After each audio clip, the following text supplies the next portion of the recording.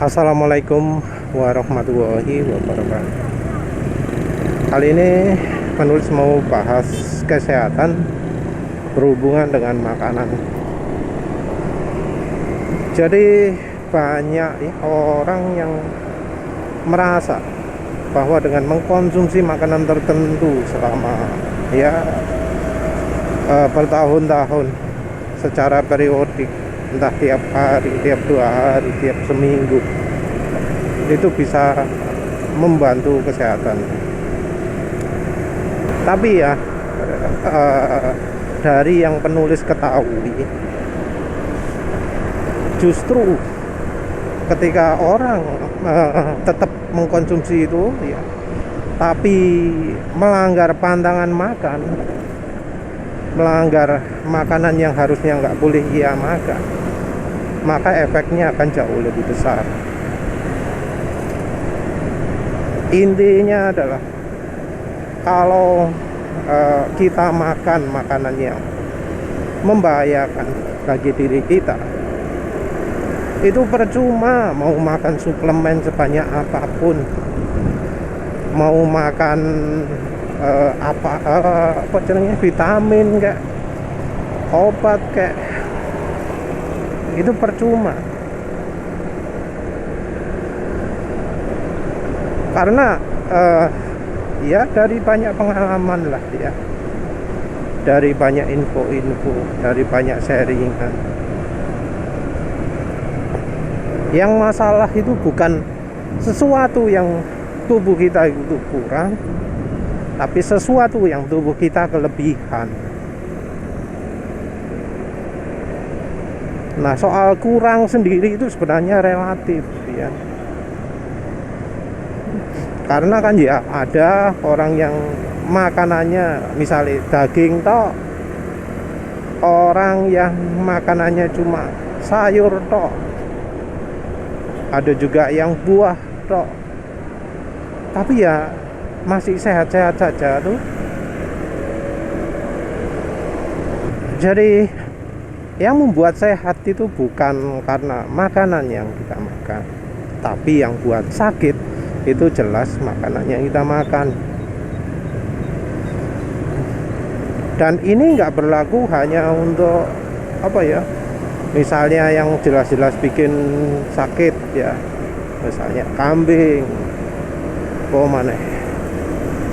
ayam, apa mana sih biasa bikin sakit itu, kacang, biasanya emping melinjo, nggak cuma berlaku untuk itu aja ya, tapi ya juga pada buah.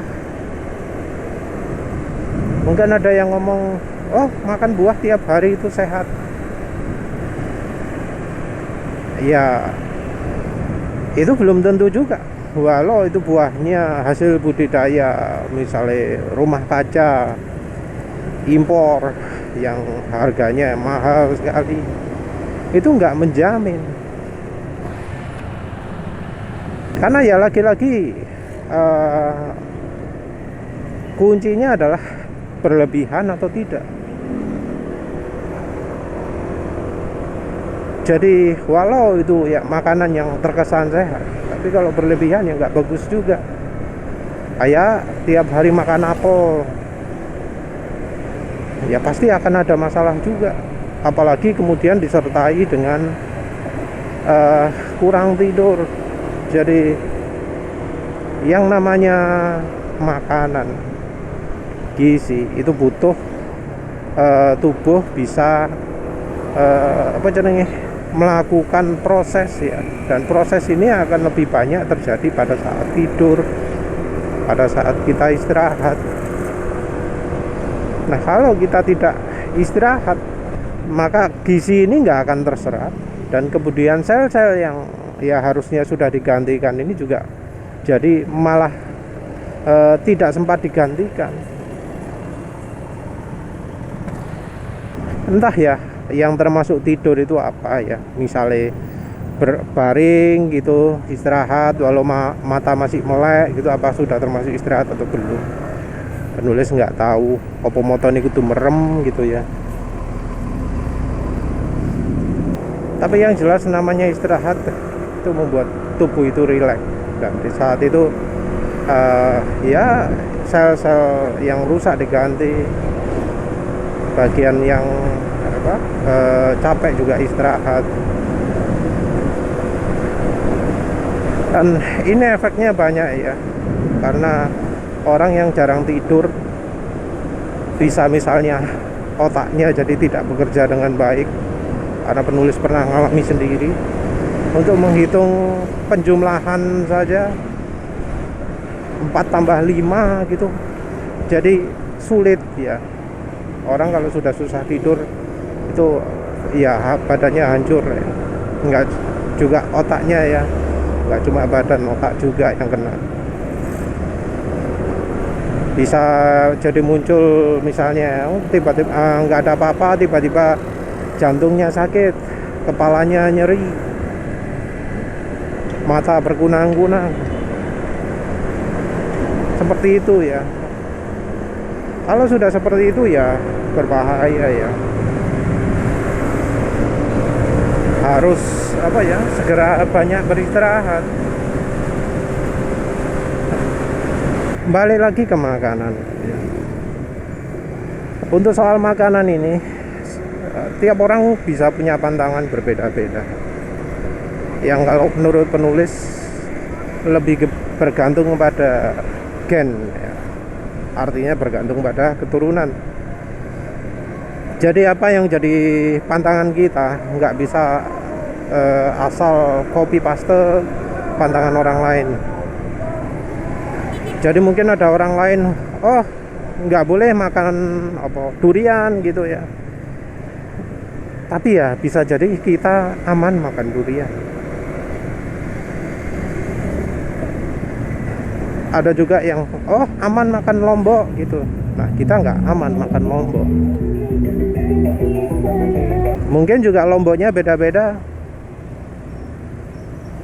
Lombok biasa normal, lombok bon cabe nggak normal. Itu bisa saja terjadi. Dan ini lagi-lagi ya harus ingat, tergantung gen ya. Kalau tergantung gen ya bisa aja suami itu pantangannya beda dengan istri, tapi anak seringkali pantangannya sama dengan orang tuanya. Kalau saudara sepupu entah lagi ya, bisa aja beda ya, karena ada ya gen apa jenenge ya, gen yang dominasi, gen yang tidak mendominasi. Yang namanya suplemen itu ya sebenarnya tujuannya adalah untuk memberi tambahan dari apa yang kita kurang. Mungkin ada suplemen yang tujuannya untuk meningkatkan kekuatan tubuh ya. Tapi ya dari yang penulis tahu, dari pengalaman yang sudah cerita-cerita gitu, yang namanya suplemen tidak bisa mencegah efek negatif dari pantangan makanan kita.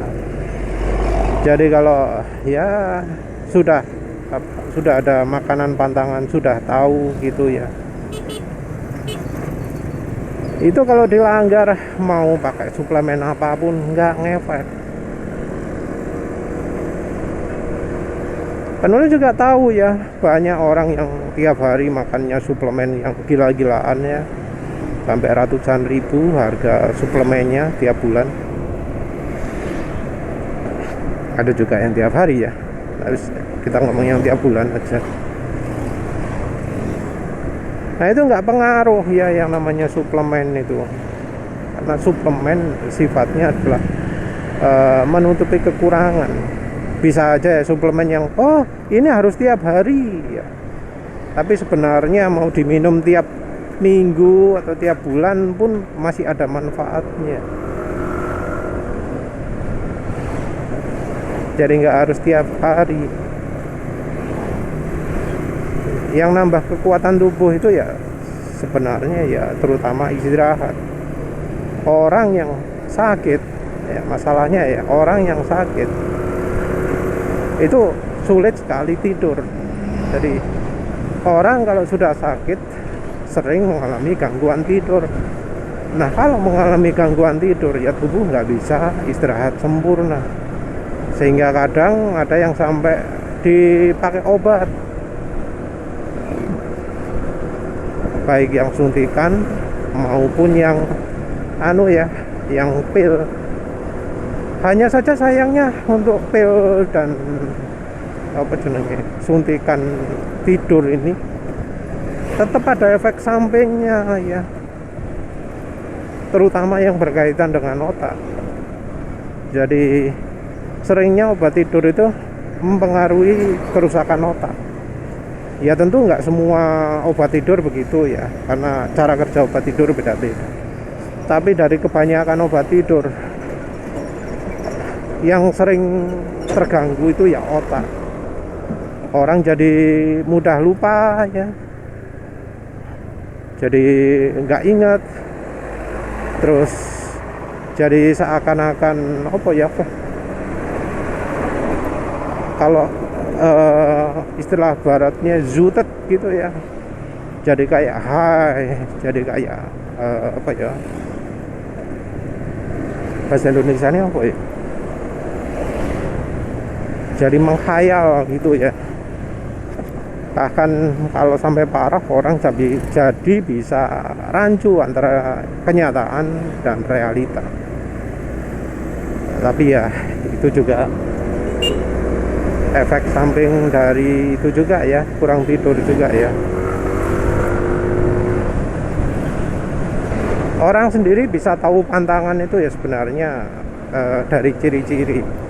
Ya tentu antara yang muda dengan yang tua beda ya, apalagi yang mereka yang menunya itu sangat bervariasi tiap hari.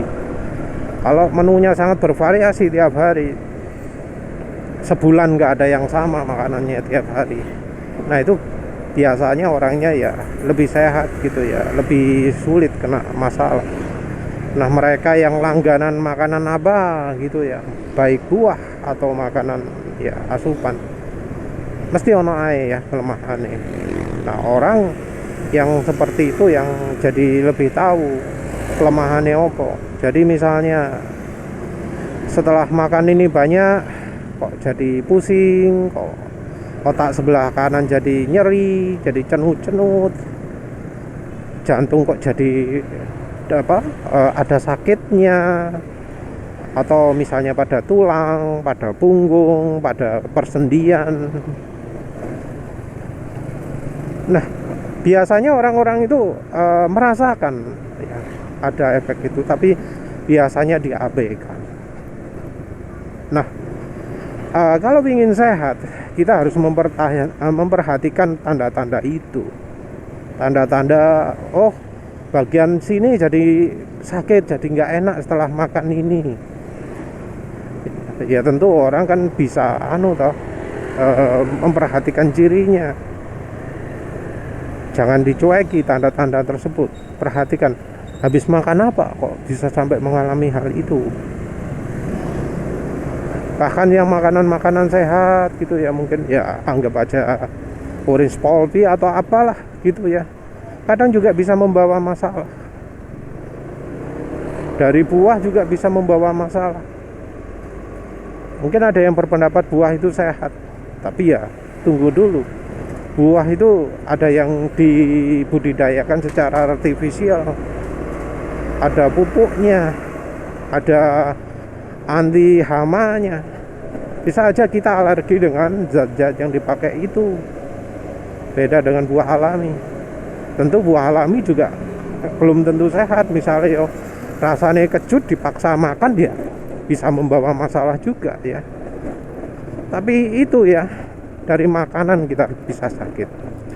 Ya wis, terima kasih sudah menonton. Assalamualaikum warahmatullahi wabarakatuh.